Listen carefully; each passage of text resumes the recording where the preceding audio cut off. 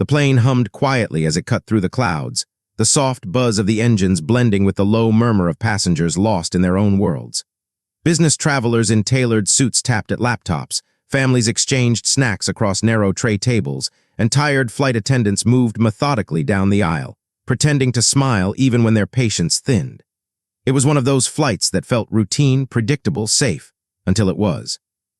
It was a late afternoon flight from New York to Atlanta, a short 2-hour hop that most people barely noticed. But for Hale, it wasn't just another business trip. He sat in seat 2A, a man used to being in control, dressed in a charcoal suit that fit him perfectly, with a quiet confidence that filled the air around him. At 39 was everything people imagined when they thought of success. A self-made CEO, one of the youngest in his industry, and one of the few black men at that level in the corporate world.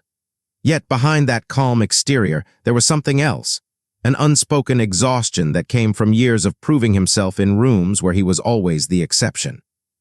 He had spent the day in back-to-back meetings, his mind still replaying conversations about mergers, investors, and deadlines.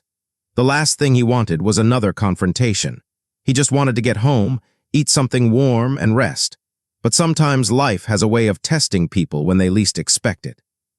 The first sign that something was off came in small details. The lead flight attendant, a woman in her 50s named, had a practiced air about her, a clipped tone, a strained politeness that carried the weight of too many years dealing with difficult passengers. She moved efficiently but coldly, her smile never quite reaching her eyes. Didn't think much of it at first. He had flown hundreds of times and learned long ago not to take moodiness personally. But when she reached his row, her attitude shifted in a way that made him look up. "Meal for first class," she said sharply, holding a tray without making eye contact. Her tone was different, cooler, dismissive, like she was talking through him rather than to him. Thanked her politely, but the way she placed the tray down roughly without care made him pause. The passenger beside him, a white man in a blue blazer, got a soft "Enjoy your meal, sir," complete with a small smile, for there was silence. He told himself it was nothing. Maybe she was tired, maybe he was reading too much into it. But when he removed the foil lid from his meal, the smell hit him instantly, damp, sour, unmistakably wrong. The chicken was grayish, the vegetables wilted and slimy. Mold had crept into the corners of the bread roll. It was the kind of meal that looked like it had been left out for days. Blinked, unsure at first if he was imagining it. He had eaten airline food plenty of times. It wasn't gourmet, but it was never this. He looked around, noticing that everyone else's meals looked fine. The man beside him was already halfway through his, chatting happily with a flight attendant who had suddenly found her charm again. Pressed the call button. When returned, her expression already looked impatient. "Yes." "This meal's not right," said quietly. "It smells off, there's mold on the bread." She glanced at the tray, barely leaning in, and shrugged. "That's what we have today, sir." "Ma'am, it's not edible. Can I have another one?"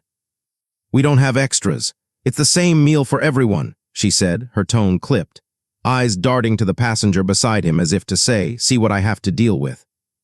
He stayed calm. "I can see that others got a different one. Can you please just check?" That was when she said it, the thing that shifted the whole air in the cabin. "Sir, maybe if you people didn't always complain, flights would run smoother." For a moment didn't understand. "You people." The words hung there, heavy, poisonous, familiar.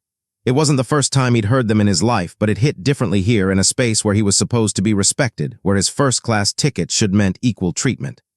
Around him, a few passengers went still, eyes flicking up, unsure if they should react or pretend they hadn't heard.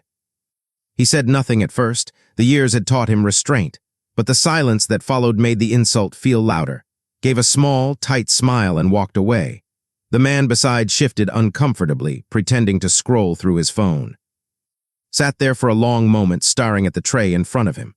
The smell of rot filled his nose, mixing with a slow-burning anger in his chest.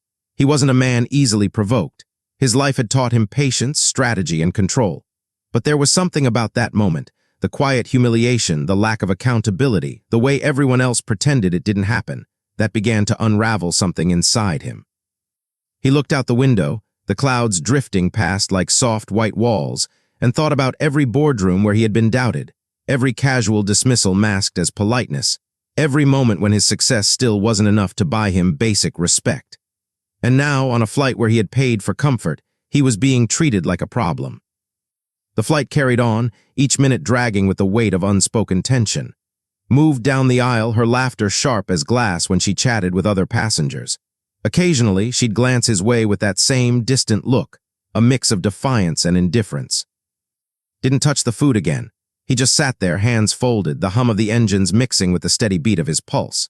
He had the kind of authority that most people couldn't imagine, a CEO of a global firm with the power to change people's careers with a single phone call.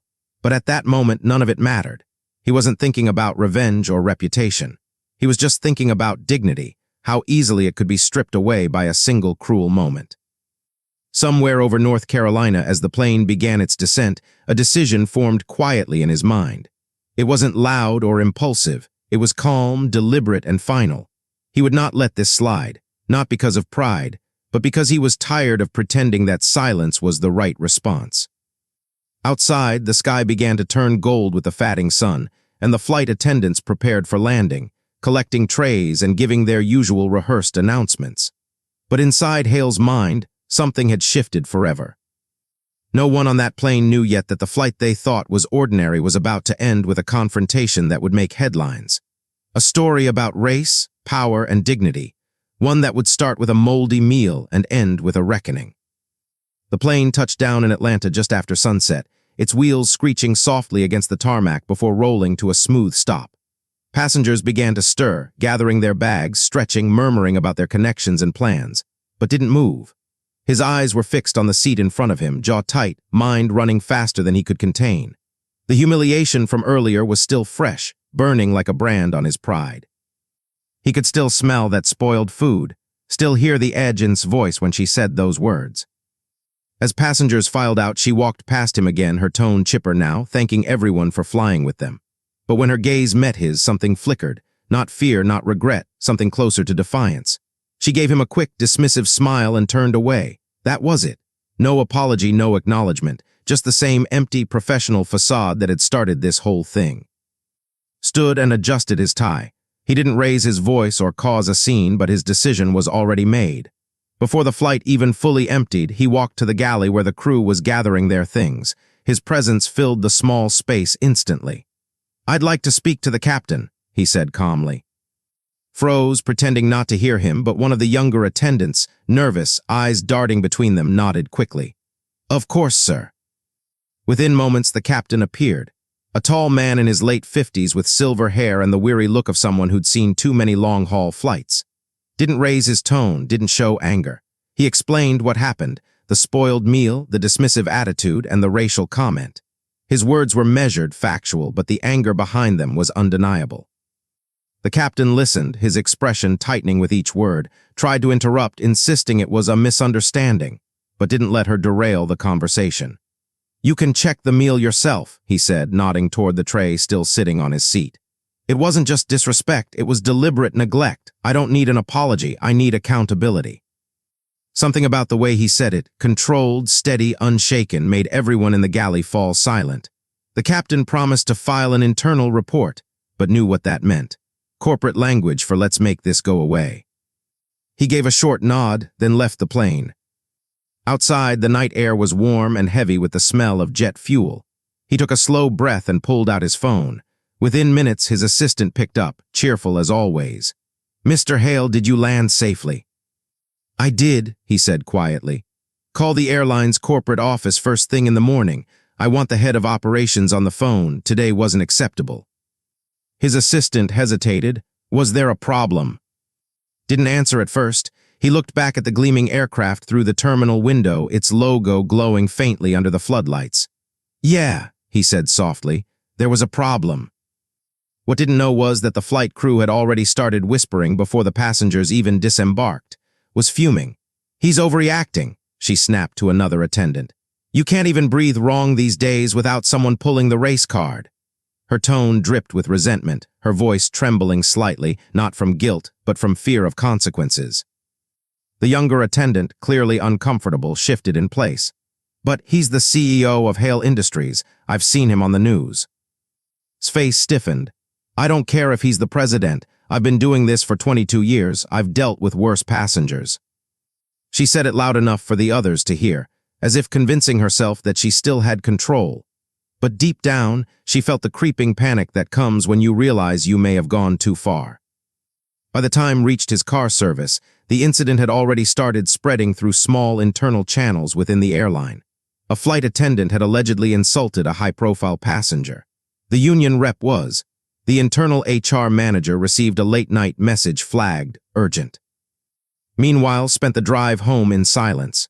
The city lights blurred past the window, and for once he didn't feel powerful. He felt tired, not just from the day, but from the constant need to defend his existence in places that were supposed to be neutral. At home, his wife immediately sensed something was wrong. She had that kind of intuition, the quiet ability to read him even when he didn't want to be read. "Rough flight?" she asked softly as he set down his briefcase. He hesitated before answering. "You could say that." As he told her what happened, her expression darkened. Had seen him endure plenty, corporate sabotage, public scrutiny, even veiled racism from investors who smiled through their teeth, but this felt different. "You can't let this slide," she said. "You've built too much to let someone treat you like that." He nodded slowly. "I won't." Over the next few days, what could have been a quiet complaint began to grow into something bigger. Didn't want publicity, but stories like his rarely stayed private for long. Word leaked from someone inside the airline. A journalist picked it up. Soon, a headline appeared online. Black CEO claims he was served moldy food and racially targeted mid-flight. The article spread fast. Within hours, social media erupted. Some people called for firing, labeling her behavior unacceptable and disgusting. Others downplayed it, saying he was too sensitive or playing the victim. It became one of those cultural moments where everyone had an opinion and the truth was buried under noise. Inside the airline's headquarters, chaos erupted. The PR team scrambled to control the story. The union pushed back, insisting his record was clean. But buried deep in her file were small incidents, complaints from passengers about her tone or attitude. None had gone anywhere before. Now they resurfaced like old ghosts. His life began to unravel quickly. She was suspended pending investigation, her name leaked online, and strangers flooded her social media with insults and threats.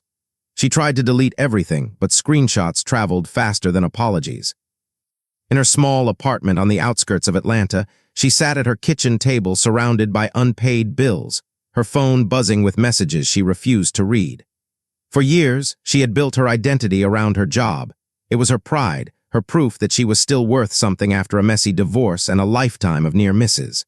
Losing it felt like losing herself. The anger that followed wasn't just about, it was about everything. Every rejection, every promotion she'd been passed over for, every younger attendant who'd come in and moved ahead of her. He became a symbol of all of it. And as anger hardened into resentment, that resentment began to twist into something darker. Meanwhile, stayed calm on the surface. He didn't post, didn't comment, didn't grandstand. But behind closed doors, he was deeply shaken, not just because of the flight, but because of what it revealed. He had spent his whole career fighting for equality within the walls of his own company, making sure people were treated fairly, respected. But here in public, he saw how fragile that respect was. He couldn't stop thinking about how easily his dignity had been dismissed by someone who didn't even know him. It made him question things he'd buried long ago. The childhood memories of being followed in stores, the professors who assumed he cheated because his work was too good, the colleagues who told him he was too intense when he simply refused to be ignored. The incident cracked something inside him, a reminder that no amount of money or status could shield him from prejudice. Weeks passed and the investigation dragged on, became increasingly bitter, convinced she was the real victim. She told her few friends that was trying to ruin her, that he was using his money to destroy a working woman. She started drinking more, venting online, calling into local radio shows anonymously to complain about cancel culture. Her resentment turned obsessive. She searched his name every day, watched interviews, read every article, and convinced herself he had orchestrated everything to make an example of her. What she didn't know was that wasn't thinking about her at all. He was focused on something bigger, using this moment to push for real change in corporate travel policies, diversity training, and accountability. Still, the noise around them grew louder. Online trolls began posting his address, digging into his company's records. The pressure mounted from all sides. Board members wanted the story to disappear. Activists demanded he keep speaking out. The situation had started as a moment of personal offense, but it had spiraled into something much larger, a reflection of everything broken in society's view of power and race. And in the middle of it all stood two people who represented opposite sides of the same storm. A man fighting to be seen as human, and a woman losing control of her world, blaming everyone but herself. By the time the airline officially fired, the story had already taken on a life of its own. Protesters showed up outside corporate offices. Her picture was plastered across the news. Strangers debated her guilt like it was a sport. And in that chaos, something inside her finally snapped. She began sending emails, angry, threatening messages, to the airline, to journalists, even to company. At first, they were vague, ranting about injustice and unfair treatment. But as the days went on, her tone turned sharp, targeted, dangerous. Security team noticed it before he did. They quietly alerted him one morning before a meeting, showing him an email filled with hate and bitterness. His expression didn't change, but a quiet unease settled over him. That evening, as he sat in his office staring out at the city lights, he thought about how something so small, a meal, a few cruel words, had spiraled into this. He couldn't tell if it was just about him anymore or if it was something much deeper. A reflection of a world where dignity had to be fought for, where one act of hate could ignite an entire storm. And far away in that dimly lit apartment filled with bitterness and silence was still awake, staring at her computer screen, typing Hale's name again and again. Her life had fallen apart, and in her mind he was the reason. The tension that had started on that plane had not ended on landing. It had only taken off. The night of the crime was quiet in the kind of way that makes small sounds feel louder. Atlanta's streets were still damp from an evening storm, the reflections of streetlights glimmering on the pavement like broken glass. The air felt heavy, humid, almost suffocating. Hale's car pulled into the underground parking lot of his company's headquarters just past 10. He had stayed late at the office again, another strategy meeting, another night chasing the illusion of control. But tonight, something inside him felt restless. The story had been dominating the news for weeks, and though he hadn't wanted fame from it, he couldn't escape it now. His name was everywhere. His face, his calm words from interviews replayed endlessly, dissected by strangers who knew nothing about him. He was tired of being a headline. He was tired of being either the hero or the villain, depending on who you asked. All he wanted was peace. The security guard waved him in and nodded back absently. He parked in his usual spot, the one nearest the elevator, and sat for a moment in silence. His phone buzzed with another email, another journalist asking for a comment on his termination appeal. He ignored it. He didn't want to think about her anymore. In his mind, the situation was over. Justice had been served. But for the story hadn't ended, it had only consumed her. She had lost her job, her pension, her sense of self. Her name had become synonymous with racism online, her picture mocked and shared thousands of times. Friends stopped answering her calls. Even her sister told her to let it go. But she couldn't. Every time she closed her eyes, she saw his face, calm, confident, untouchable. To her, he had taken everything, and he had done it with that cold, measured tone, the same one that haunted her dreams. She hadn't planned it at first. It started with following him online, tracking his schedule through interviews, company posts, and flight updates. Then it began showing up near places he was rumored to be: his office, charity events, airports. She stayed in the background, unnoticed, wearing plain clothes and a hat pulled low. Watching. Waiting. Her thoughts had twisted into something dangerous, something she couldn't control anymore. That night, she knew he would be working late. She had seen a photo posted by one of his employees earlier that evening, in the boardroom, smiling with a group of partners. She waited outside the building for hours, sitting in her old car with the engine off, rain streaking across the windshield. She had rehearsed what she would say if she ever saw him again, how she would make him listen. But her rehearsals always ended the same way, with shouting, with tears, with something breaking. When the rain stopped, she got out. The gun felt heavy in her bag, an old revolver she'd inherited from her father. She told herself she only brought it to scare him, to make him feel what she felt. But deep down, she knew fear was never the end goal. The building was mostly empty by that hour. Security was light, just one guard making his usual rounds. Waited until he stepped into the far hallway before slipping through the side door someone had left ajar. The click of her wet shoes echoed faintly against the marble floor. She moved carefully, her breath shallow, her heart hammering so loudly she swore it would give her away. Upstairs, the top-floor lights were still on. Through the glass walls of the conference room, she saw him, sitting at his desk, typing on his laptop, the glow of the screen painting his face in cold, blue light. He looked calm, untouched, as if everything in his world was perfectly in order. She felt something snap. Her footsteps quickened before she could stop herself. Looked up at the sound, confused for a second, then alert. He stood slowly, brow furrowed as the door opened and she stepped inside. At first, he didn't recognize her. The months had changed her. She looked worn down, thinner, her hair pulled back hastily, her eyes wide with something between anger and despair. "Can I help you?" he asked cautiously, voice low, professional, the same tone he used to diffuse boardroom tension. "You remember me," she said, her voice cracked on the second word. "You ruined my life." He froze, realizing who she was. He said slowly, raising his hands slightly in a calm gesture, "You shouldn't be here." "Don't tell me where I should be," she hissed, stepping closer. "You made me into a monster, you." Her words tangled in her throat, spilling out faster now. "You think you're so perfect, don't you? You think because you're rich, you can just destroy people and walk away." Took a slow breath. "You did that yourself. I didn't make you say what you said." "Don't you dare," she snapped. "You think you're better than everyone. You used me for your little cause to look good on TV to make people clap for you." He shook his head.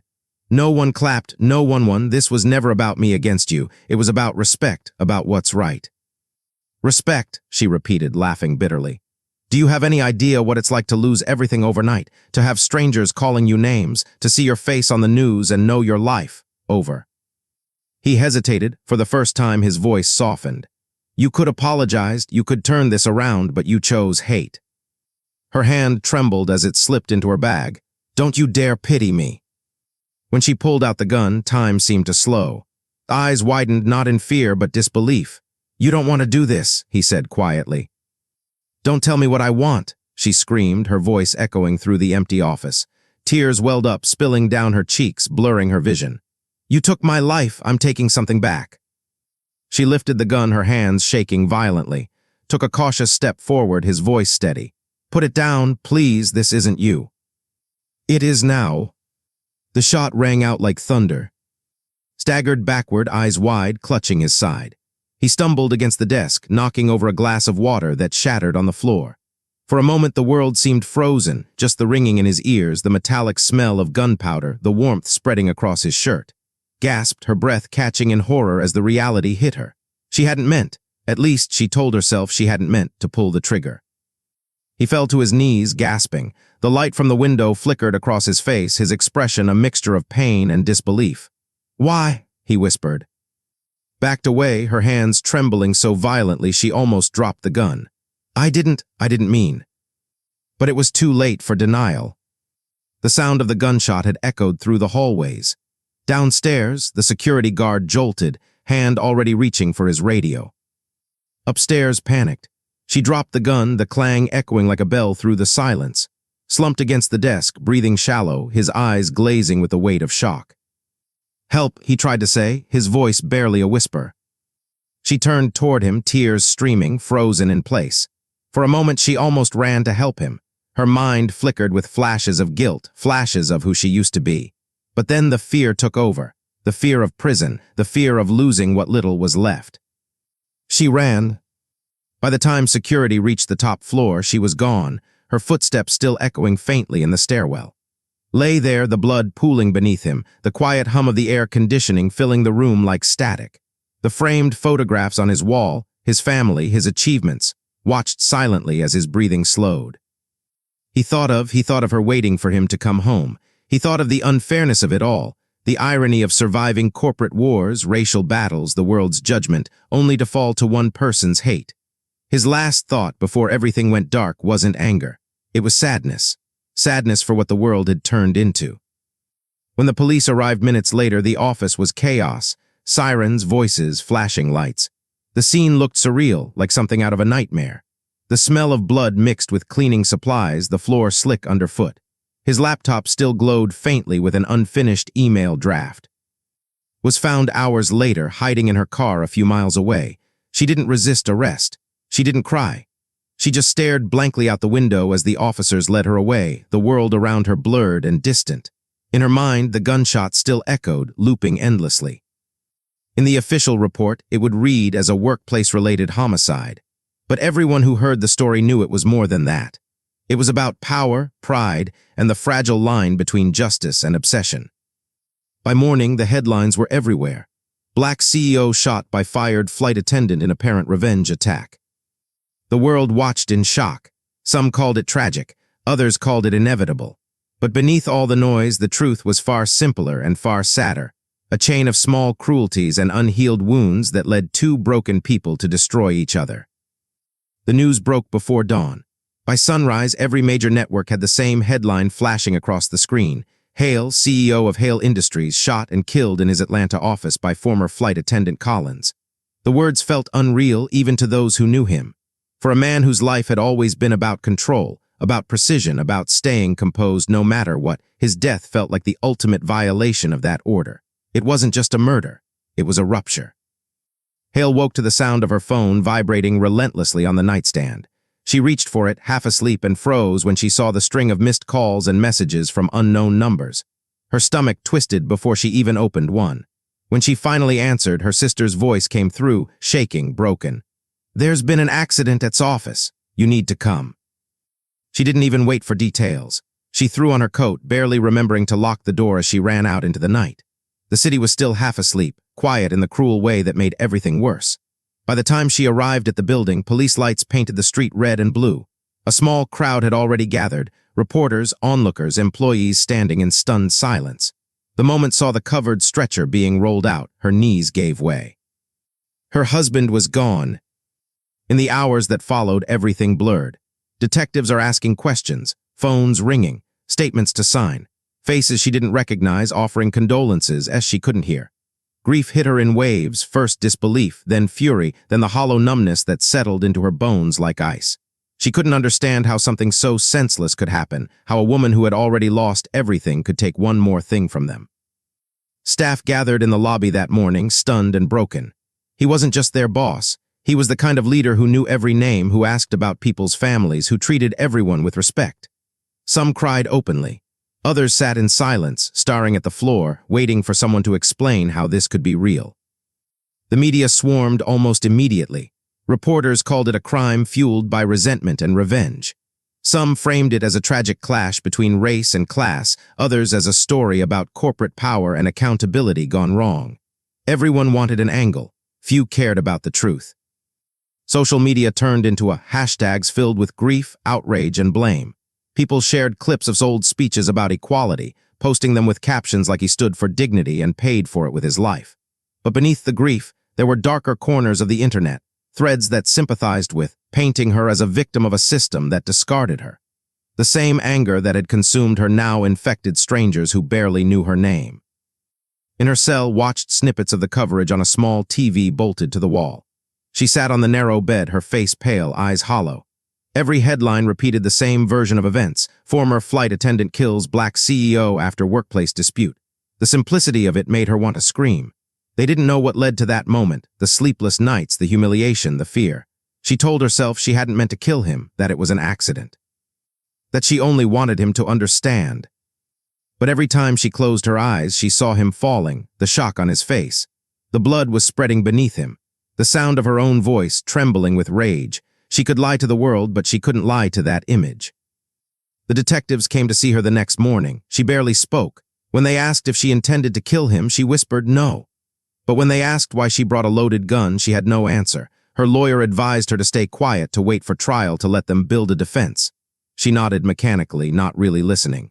The truth was simpler. She didn't care anymore. Whatever came next, she had already lost. The Hale family, meanwhile, was drowning in grief and media attention.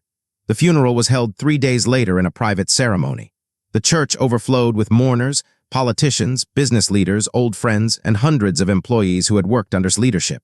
The air was thick with silence and the faint smell of flowers.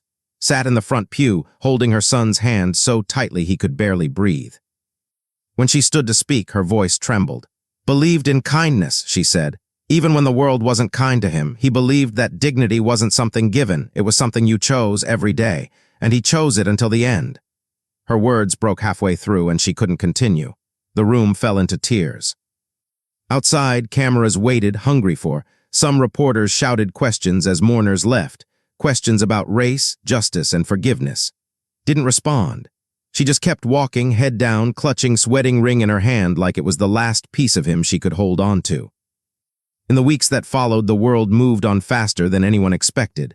News cycles shifted, the hashtags faded. But for those closest to, the silence afterward was worse than the chaos. His company struggled to recover. Investors panicked, and employees found it hard to focus. Every empty chair, every echoing hallway reminded them of him. Barely slept. She replayed the night over and over in her mind, torturing herself with what-ifs. What if she had convinced him to work from home? What if she had called him that night? What if security had been? None of it brought him back, but grief isn't rational. It clings to questions that have no answers. The first court hearing came quickly. Appeared pale and withdrawn, her hair unkempt, her hands trembling as she was led into the courtroom in shackles. The whispers in the gallery were relentless. Some looked at her with disgust, others with morbid curiosity. Sat in the front row, face unreadable. She wanted to hate, but seeing her like this, broken, small, lost, confused her. When the judge read the charges, second-degree murder, unlawful possession of a firearm, barely reacted. Her eyes flicked up once, meetings. For a fleeting second, something human passed between them. Guilt, shame, maybe even regret, but it vanished as quickly as it came. Outside the courthouse, protesters gathered again. Some carried photos of demanding justice. Others held signs saying no one wins in hate. It was chaos, people shouting, crying, debating what the crime meant. But for those who had actually lived through it, it didn't mean anything. It was just pain. His trial became a national spectacle. The defense painted her as a woman pushed to the brink, destroyed by public humiliation and mental illness. The prosecution described her as cold, vindictive, and dangerous. Both versions were true, and neither was enough. Sat through every testimony, every photo, every video clip from security cameras shows entering the building that night. The hardest moment came when the coroner described the bullet wound, the way Spotty had fallen. She gripped her son's hand again, tears slipping silently down her face. When the verdict finally came, guilty, there was no applause, no relief, just a hollow quiet that filled the courtroom like fog. Broke down, sobbing as the judge read her sentence, life in prison with the possibility of parole. Didn't cry. She simply stood and walked out, the noise of the world fading behind her. In the months that followed, his company created a foundation in his name, one that funded education and diversity programs, the very causes he had fought for. His office remained untouched, a memorial to the man who had built it from nothing. Visited sometimes, standing in the doorway, feeling the weight of his absence press against her chest. As for prison became her world, days bled into each other, marked by the same routines, the same meals, the same endless silence. She tried to write letters once, to his family, to apologize, but she never sent them. Each one ended the same way, I didn't mean to, but I can't undo it. Over time, the public forgot. The story became another headline buried in archives, another example people mentioned in conversations about how the world's lost its compassion. But for those who lived it, the wound never closed. Learned how to function again. She went back to work, raised her son, and tried to build something resembling a future. But every now and then, she'd catch herself waiting for his voice on the other end of the phone, for his laugh echoing through their home. It never came. And somewhere in a gray, windowless cell, sat staring at the small square of sky she could see through the bars, wishing she could take back the moment that destroyed them both. The world had moved on, but their lives were frozen. Two people on opposite sides of the same tragedy, bound forever by a moment that could never be undone. The courtroom's final gavel strike echoed long after the trial ended, but justice, if that's what it could be called, didn't feel like victory. The law had spoken, but the wound it sought to close remained raw. Hale was gone. Collins would spend the rest of her life behind concrete walls, her name synonymous with tragedy and madness. Yet in the silence that followed, it became clear that no verdict could undo what had already been broken. What remained was not resolution, but reckoning. For Hale, the months following the sentencing were a blur of conflicting emotions. She tried to convince herself that justice had been served, that death had meaning because the system had held someone accountable. But grief is never linear, and justice rarely feels clean. There were days she woke with anger, at the company, at herself. Other days, all she felt was emptiness. She found herself sifting through old notebooks, reading the fragments of his thoughts, plans for community outreach, notes about mentoring programs, quotes about integrity. It became a ritual, a way to keep his voice alive in the silence of the house. Her son, too, struggled in quiet ways. He stopped asking why it happened, but the questions lingered in his drawings, in the way he stared at his father's photos. Enrolled him in therapy, determined to break the cycle of silence that had followed her own childhood losses. She knew that in time, pain could become purpose, but only if they allowed themselves to feel it. Meanwhile, Collins's world shrank to the size of a cell. Her trial had made her infamous, but infamy fades faster than remorse. The press stopped writing about her. The public stopped caring. Days turned into years, marked only by the slow rhythm of prison life. She avoided the others, kept to herself, worked in the library, read whatever books she could find about forgiveness and redemption. The irony wasn't lost on her. Somewhere between the noise of her memories and the endless quiet of confinement, began to see herself clearly for the first time. She had convinced herself that success had come at her expense, that he was part of a system that ignored people like her. But in truth, her rage hadn't been about him at all. It had been about her own reflection. The jealousy, the humiliation, the constant need to blame someone for her failures. Her life before the shooting had been a series of small, unhealed wounds. That night, she turned them outward. There was no redemption in that realization, only understanding. But understanding, she found, was its own form of punishment. Years later, a journalist revisited the case in a documentary titled The Fall of Two Lives. The film examined the story not as a crime of passion, but as a symptom of deeper fractures, economic disparity, racial tension, the invisible pressures of modern success. Viewers were forced to confront uncomfortable truths: how easily perception can twist reality, how resentment festers in silence, how a single moment of rage can erase a lifetime of effort.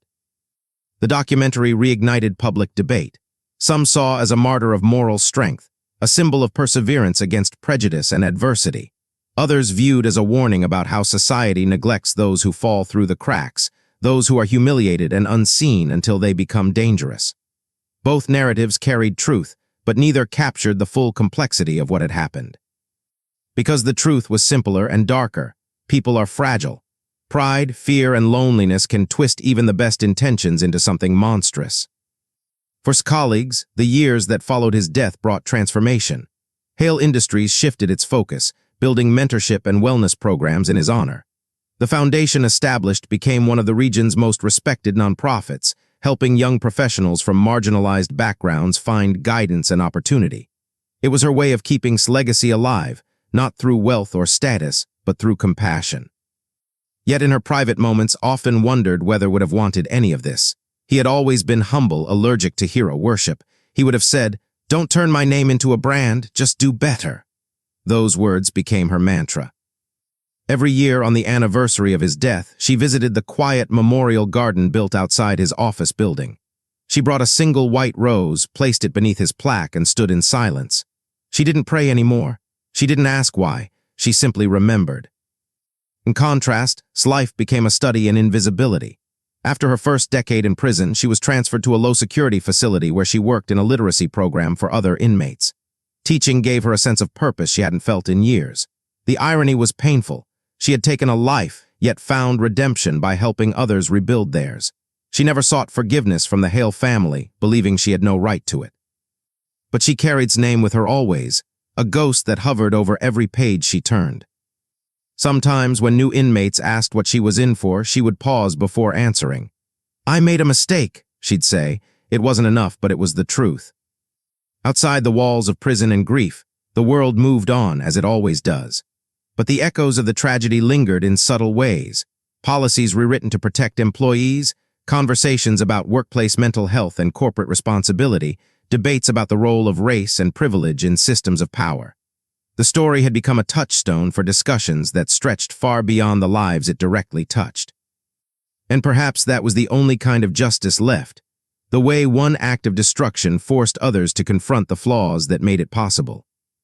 In the end, both became mirrors for society's contradictions. Ambition versus empathy, success versus humanity, privilege versus pain. His life symbolized aspiration, hers collapse. Together, they embodied the tragic duality of modern life, the illusion that people can rise above their circumstances without ever being consumed by them. Once said in an interview for the Foundation's 10th anniversary, "I don't believe justice is about punishment. It's about understanding why something happened and making sure it doesn't happen again." Her words captured what the trial could not: that true resolution isn't found in courtrooms, but in the collective willingness to learn from loss. Years later, as time softened the sharp edges of memory, found herself standing at the same window where once liked to watch the city lights.